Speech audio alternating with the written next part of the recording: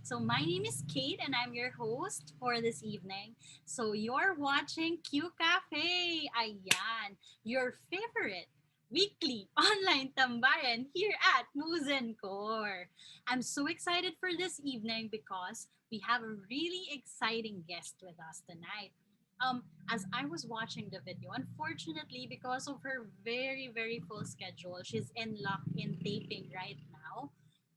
Hindi niya tayo ma-accommodate for a live session. That's why she opted to send us a video of the interview. And I'm really happy to be able to share her story with you guys. And I'm so excited because when I first saw a similar interview, sorry, when I first saw a similar interview, I was just really like, my heart was really touched by her story, which is why we really tried our best to get her as a guest here in our show. So without further ado, let me show you the video of our guest for this evening, the no other than Miss Candy Pangilinan. Ayan. Miss Tina. Yes, share na tayo. Okay. There you go. Enjoy, guys!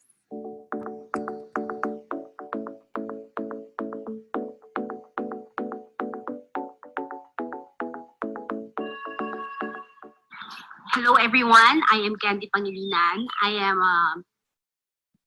am third sa mga siblings ko. We are four. So parang middle child po ako. Opo. Tama. I'm third. The eldest is a woman. Ate ko po, then my brother, then ako po, then my youngest sister. Actually, may namatay ho between my brother and I. Kaya medyo ang difference po namin is 10 years. 10 years po ang gap ko po between the eldest and the second one. I grew up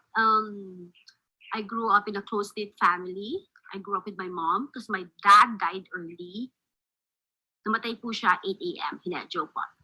He died very early. I was in grade school, I was in grade 4 when he died, when he passed away. He died of cancer. So, I grew up with my mom na siya po nagtaguyod po sa aming apat. Luckily, I grew up na nakapag-aral po ako sa isang exclusive Catholic schools, mga ganon, diba? I had my college in the University of the Philippines, Diliman. Kung matigas ang ulo ko ng bata ako, yes, matigas ang ulo ko ng bata ako. But sabi nila, makulit po talaga ako ng bata ako. Napakakulit ko. Ano kung gusto ko, gagawin ko po. I knew I wanted to be a performer, but I didn't know that I was going to be an actress. I just knew I wanted to be a performer. I wanted to entertain people. Kung yung ibang tao po, pinipilit, yung mga bata pinipilit na, uy, ayan na ninang mo, mag-perform ka. Ako po hindi. Ako po nagsasabi, time ko na ba? Magpa-perform na ako. Ganon po ako ng bata po ako. Nagtataka po kayo bakit ako nasa labas. Actually, I'm in a lock-in taping right now. Yes, I'm working. So naisip ko, dito naman tayo sa labas mag-shoot. Total, mahangin, di ba? Wala lang ho, malamok. Kaya in the middle of the interviews po, marami ko kayo makikita na gaganyan po ako kasi nilalamok po ako. Okay. My relationship with my ex-husband, it was a blind date. Huwag na ho natin i-dwell doon. That's all in the past. Alam niyo na po ang nangyari nun. Hindi ho kami nagtagal, but we're now okay. We're civil to each other. Gusto ko lang ho iklaro. I think in any kind of a relationship, it always takes two to tango. Yes, hindi ko masasabi na talagang it was smooth. Yes, it was not smooth. Talaga naman pong hindi smooth ang relationship ko with my ex-husband. It was not very smooth.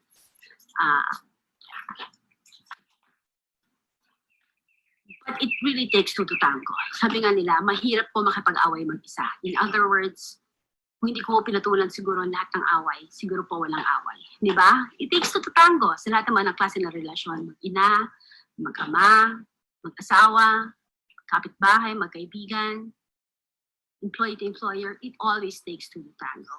So, I don't want to pinpoint na siya lang may kasalanan sa buong relasyon. Diba? Although, alam na po niya yon. So, let's not dwell on that. Let's just move forward. Yung po ang bago natutunan ko sa buhay ko. Moving forward. How was the relationship before I gave birth to Quentin? It was very tumultuous. Ibig sabihin, talagang we were on the rocks already. I was very stressed. But I really don't know if that was the cause kung bakit naging ganyan po si Quentin. What did you feel when you first saw Quentin when he was a baby? Okay, when I first saw Quentin, I had mixed feelings.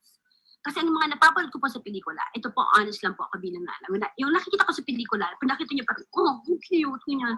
Nung nakita ko po si Quentin, parang kulukulubot siya, ganon. Tapos ang dami niyang buhok. Tapos biglang, but there was a leap in my heart, na parang, kasi nag-labor po ako ng more than 20 hours, but then sinisaryan po nila ako at the end. Sabi nga ng doktor sa akin, sabi ko, ano nangyari sa anak ko? Sabi niya, Candy, ikaw din ba naman? Sabi niya, ilublob kita ng 9 months sa tubig. Kukulubot ka din. Huwag ka mag-alala. Mag-stretch din yan. Okay po. Yun po yung totoo. Diba? So yung mga nakikita sa pelikula, hindi agad ho gano'n ang reaction sa totoong buhay. Pero may ganun po talaga. Meron yung, this is my baby. This person came from me. Yes, may ganun pong pakiramdam. Pero yung agad na, ang cute. That will come after a few minutes. Kasi yung unang labas po talaga, kulubot. Kasi nga naman, di ba? Kayo nga lang, mag-bathtub kayo ng matagal, kukulubot din kayo. Next question. When did you discover that Quentin is different from other kids? Okay. Because Quentin was my first kid and my only actually. I don't have any idea and don't have any comparison sa ibang bata. It was my sister and my spiritual counselor who told me to go to developmental doctor. Pero before that, they told me to go to an eye doctor. Kasi minsan po, duling, minsan banlag po si Quentin. So I went to an eye doctor and the eye doctor was the one who told me to go to a developmental doctor. And a developmental, that was 9 months. So my 11th months, I went to the developmental doctor. And the developmental doctor, 12 months, told me that I had to go to an OT, occupational therapist. Then eventually go to a STS, speech therapist, and an ABA, attitude behavioral analysis, and all that. At marami pa mga letra siyang mga binanggit. Because when I went to the DevPed, meron po silang listahan or checklist. And doon po sa checklist na yon is ilalagay mo kung nandun yung mga signs and symptoms. 1 to 5. Doon sa 1 to 5 na yon, if kung nasaan ka doon, parang 1 yata is the least and 5 is the highest. And unfortunately, most of the time, I was in number 5. Mahilig ba sa bilog? Gumagawa ba na sarili mundo? Nag-crawl ba? Hindi po nag-crawl. Nagtitipto? Yes, nagtitipto. Dumaan ba sa mga lahat ng developmental stages? Unfortunately, hindi po siya dumaan sa developmental stages. So mga parang 12 months. 12 months po. 12 months. 12 to 13 months, mga ganyan po. I already went to an OT. Nagsimula na po mag-therapy si Quentin, or as early as that age. I remember, I came from the States. Nasa States po ako. I called my mom kasi sabi ng doctor, kailangan daw po i-brain scan or something, neuro something si Quentin. And my mother told me, hihintayin kita dumating before ko gawin yun. I think you have to be here. Sabi ko, no, gawin yun na yung kailangan yung gawin. But to make a long story short, hindi mo namin nagawa yun ever. Because when I came back, ang una kong ginawa, nagatakot ako na ipasok ko anak ko doon at 13 months. Sa takot ko po, diniretso ko na lang po on therapy. So never na ho nila na neuroscan or whatever you call that. So nag-therapy na po agad si Quentin. Is it early intervention? Yes, it is early intervention. And I believe that early intervention really helped Quentin to be who is and what he has become right now. Sinasagot ko lang po yung mga questions na pinadala niyo po sa akin. Are you co-parenting? No. Since the father of my child left a month after I gave birth, I never saw him. I saw him at the age when Quentin was 14 years old. Because I asked for child support. Yan po ang totoo. Why did I ask for child support? Wala na po akong trabaho. When Quentin was 14 years old, I realized tumatanda ako. My job is very unstable bilang artista. Minsan may trabaho ako, minsan wala. Hindi po ako 15-30 na tao na sumasweldo. Wala po akong benefits. Wala, di ba? Iba po ang buhay ng artista. And then I realized na hindi pwedeng ganito. And also when I see Quentin, naisip ko, what if one day Quentin asks, did you ever fight for me? Or did you ever ask for help? What if lang ho? Although he would, at this point, he never asked me about his father. So, nag-file po ako ng child support. And now, nagbibigay po siya ng minimal amount monthly. Hindi ko na po sasabihin kung magkano, but it's very minimal. Pero po, ang hiningi ko po is lifetime, hanggang buhay po si Quentin at hanggang buhay po siya. At nilalagay ko po yung perang yon para po sa funds po ni Quentin for the future. Kumbaga, iniipon ko na lang po. Hindi po ako humingi ng retro sa lahat po ng ginastos in the past. Why? Moving forward again. I think it's moving forward. I think a term here is always moving forward. Kung hindi nga siya nag-support for all these years, do you think babayaran pa niya yun? I don't think so. Diba? So, you just move forward. Bakit maliit lang ako ang hiningi ko? Okay, I prayed about it. I really, really prayed about it.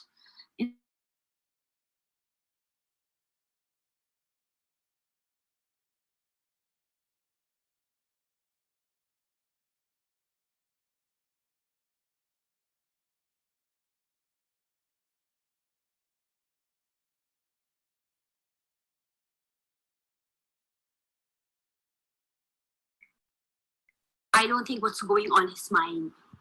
So I think the minimal fee that I ask, the minimal support that I ask, yun lang po ang ibibigay niya.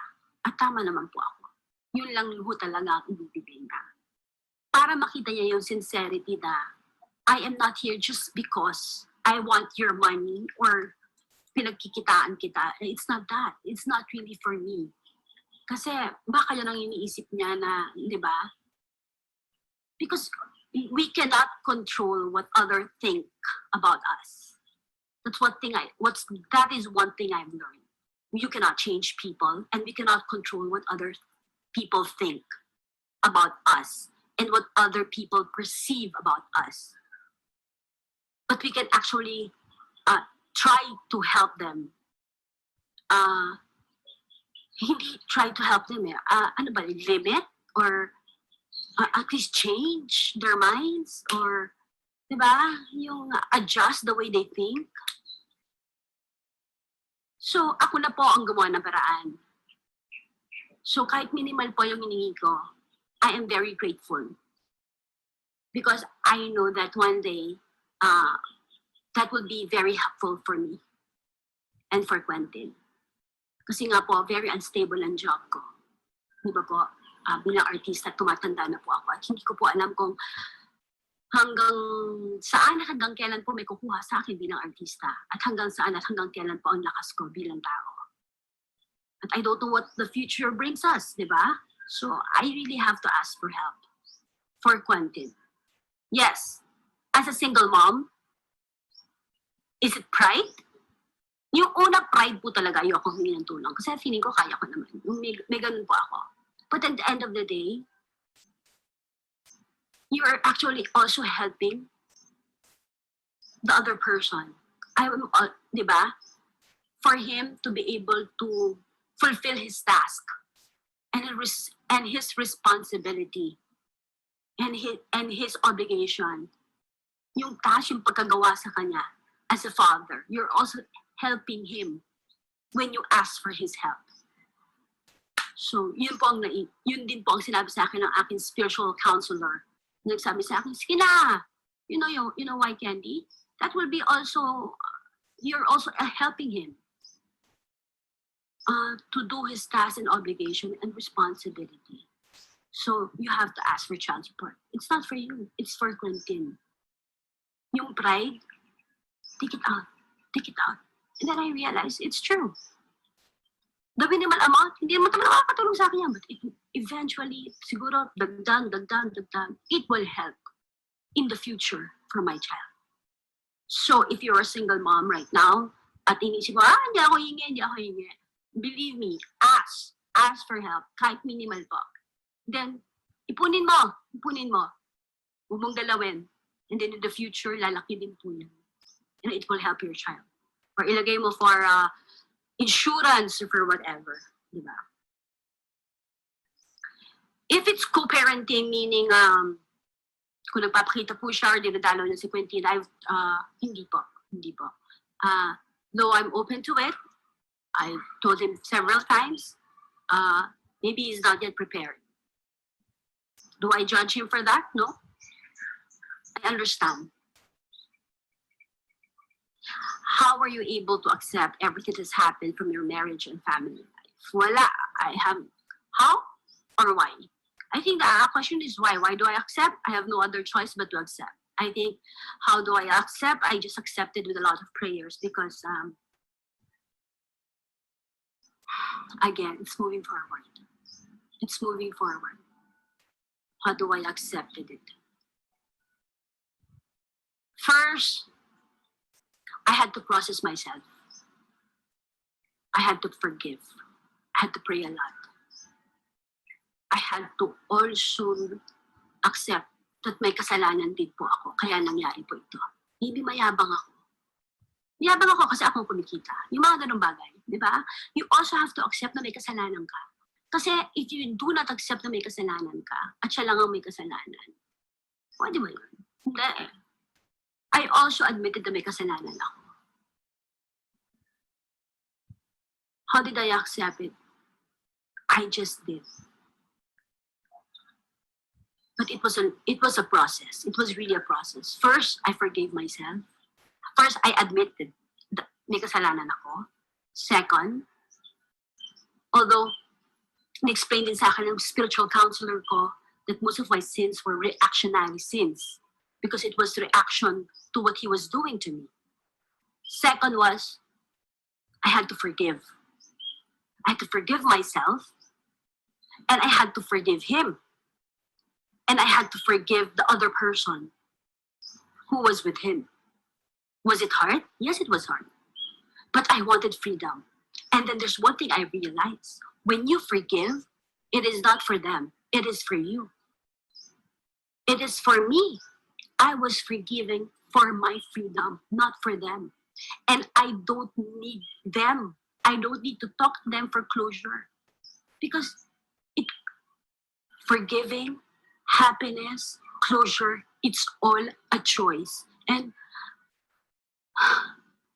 I just decided I wanted to be happy. And I decided to be happy. Happiness is a choice. And I chose to be happy. Forgiveness is freedom. And I wanted freedom. Admitting that you are at fault is humility. And with humility comes peace and joy. And I wanted that peace and joy. And when you get, and with the peace and joy, with that humility, is not conforming, it's not competing, conforming, and comparing. So I started doing that. So things became simpler. So my life becomes satisfied and content. So you started forgiving people. At first, it was so hard.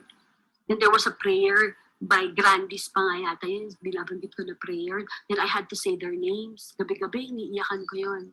And eventually, sabi sa akin ng spiritual counselor ko, you know, Candy, huwag ka masyado mayabang. Wala kang pinagkaiba. Wala kang pinagkaiba sa asawa mo o sa iba pang may kasalanan. You know that God, sabi ng ganun, Jesus, sabi ng ganun, died in the cross for you? Sabi ko, opo. Do you know that Jesus died in the cross also for your husband? And for the woman of your husband. Do you know that? And then I realized, yeah. So wala kang pinagkaiba. You are all sinners. We are all sinners. So we are no different. Huwag kang mayabang. Wala tayong pwede ipagmayabang. You just happen to realize ahead, darating din siya doon. Nauna ka lang. Which is true. Which is very true. Who were the,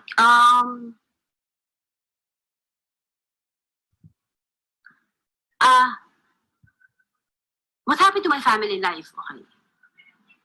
Being alone, being a single mom, I think everything became a blessing to me because I offered everything to the Lord. Everything became a blessing.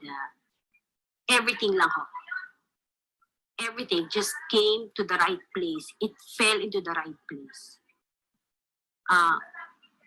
Naging maayos lang po lahat. Naging maayos lang po lahat.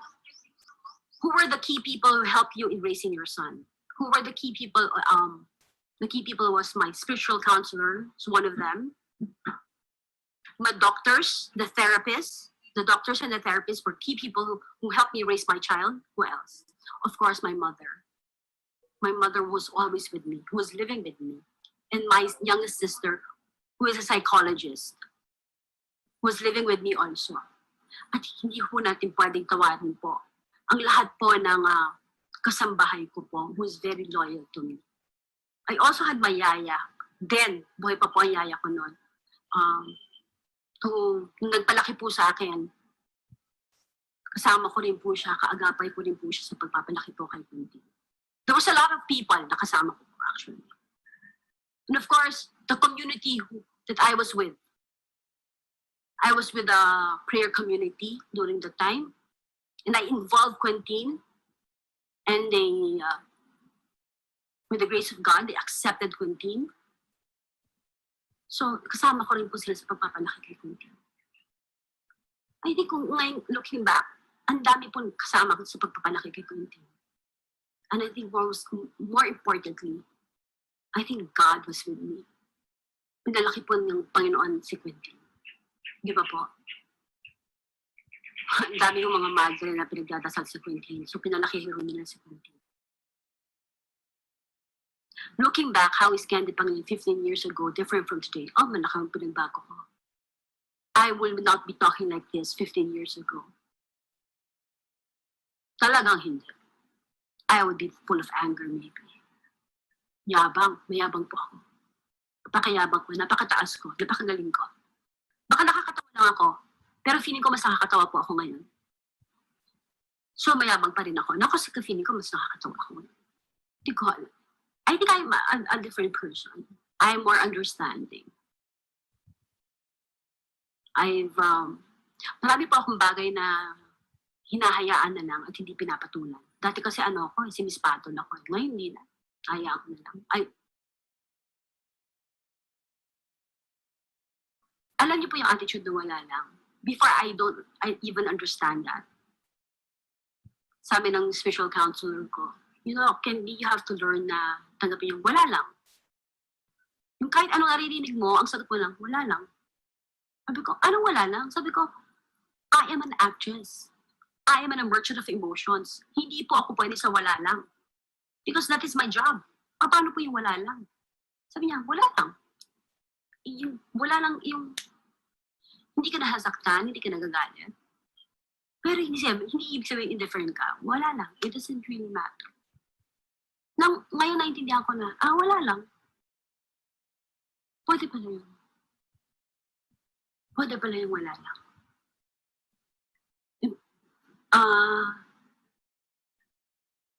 When you know na wala kang ginawang masama, and you know that God is with you, pwedeng wala lang. Sabi nga ni Quentin, did you do something bad? No?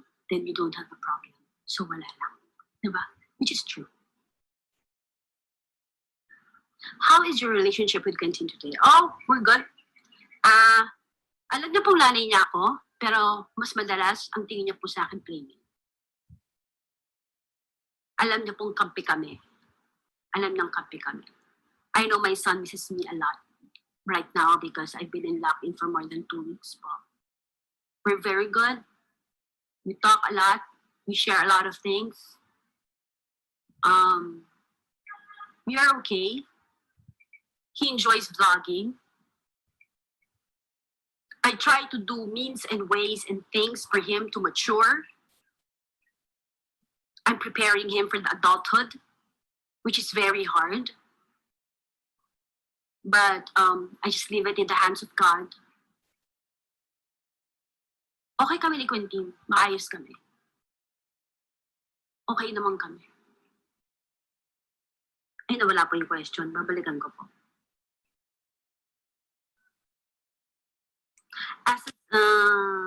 How about your relationship with your family and the people around you? Okay naman po. I'm okay with my family. My family is okay with me. Still the same. Ganun pa rin. Ako pa rin yung nagpapatawa sa kanila. If there's a problem, they still come to me. Diba? Ako pa rin si Candy na... Ako pa rin si Candy. The people around me are still the same. When they have troubles, they still come to me. If they want to laugh, they still come to me. They laugh at me. They want to laugh, they come to me. Ganun pa rin po. Wala namang masyadong pinagbago. The people around me are still the same. Wala naman masyadong pinagbago. Though the way they talk to me is much different, maybe because pare-pareho na kami tumanda. As a single parent, how were you able to balance time from work, family, and self? Alam niyo po ito, hindi ko alam. Sabi ko nga sa inyo, only parents can answer that, or mothers. Hindi niyo po alam kung paano kasi wala naman talagang schedule yan. Pero you get to do everything. Ang lakas mo ng kuliglig, narinig niyo? Oh. Pero yung totoo po, I really don't know kung paano ko po nababalance. But it just happens. Nababalance ko lang po. Next question.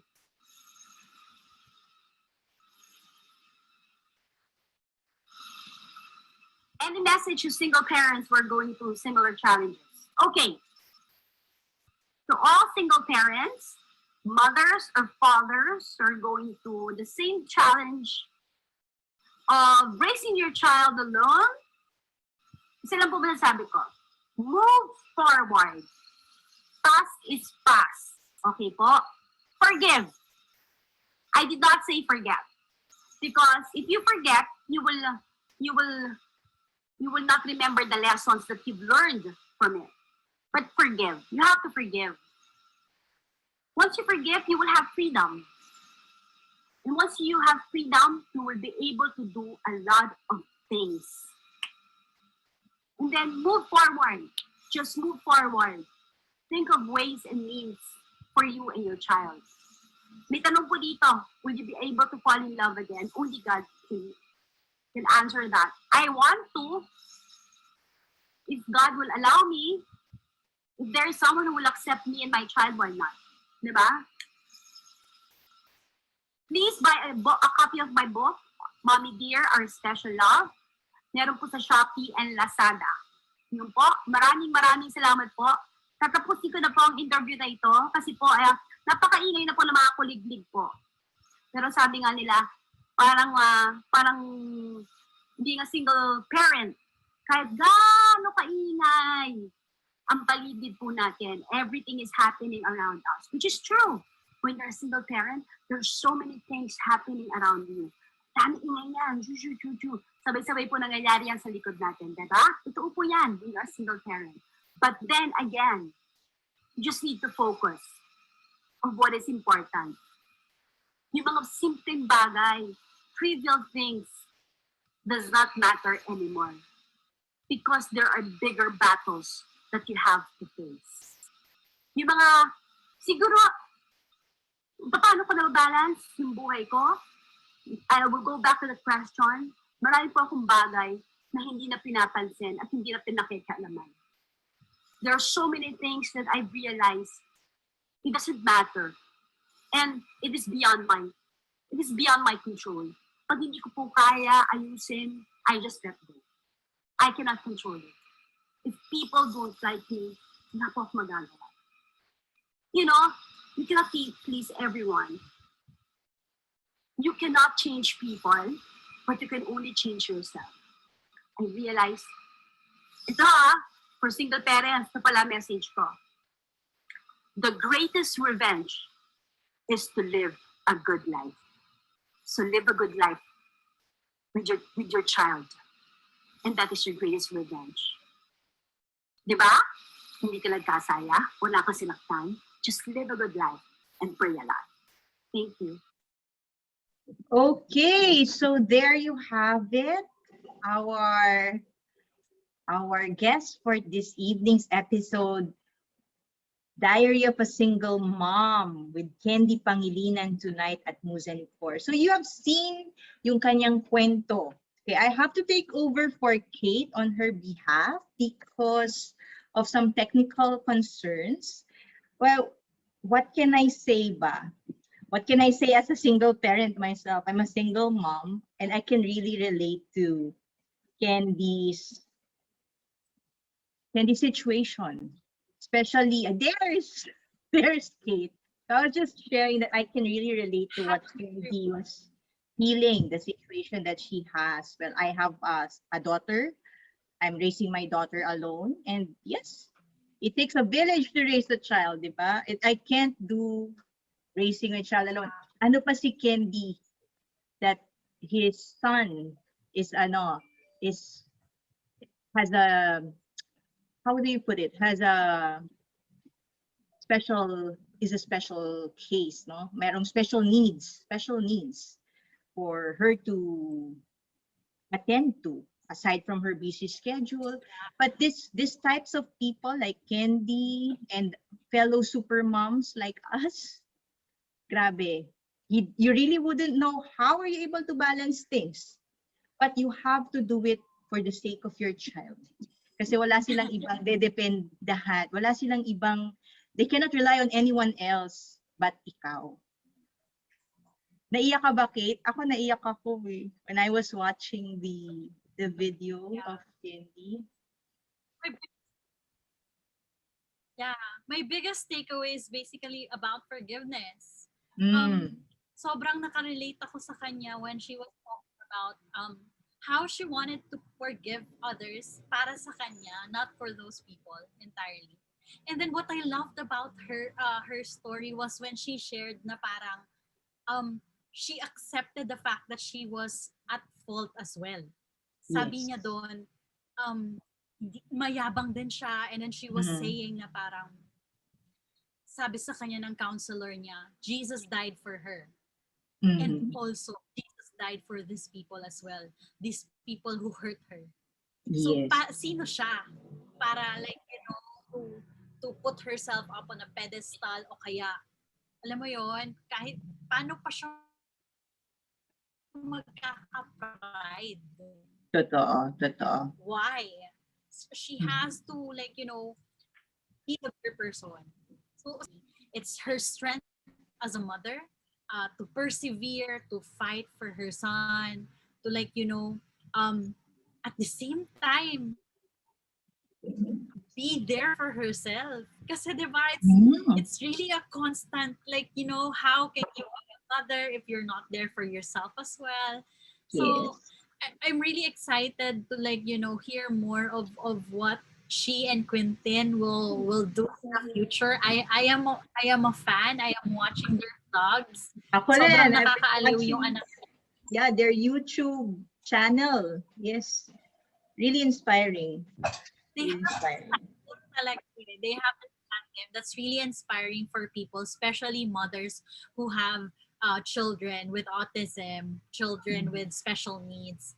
And to be honest, they're really no different.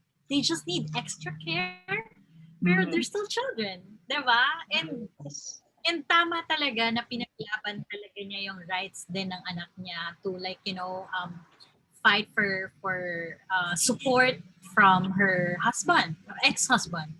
So yeah, Mhm.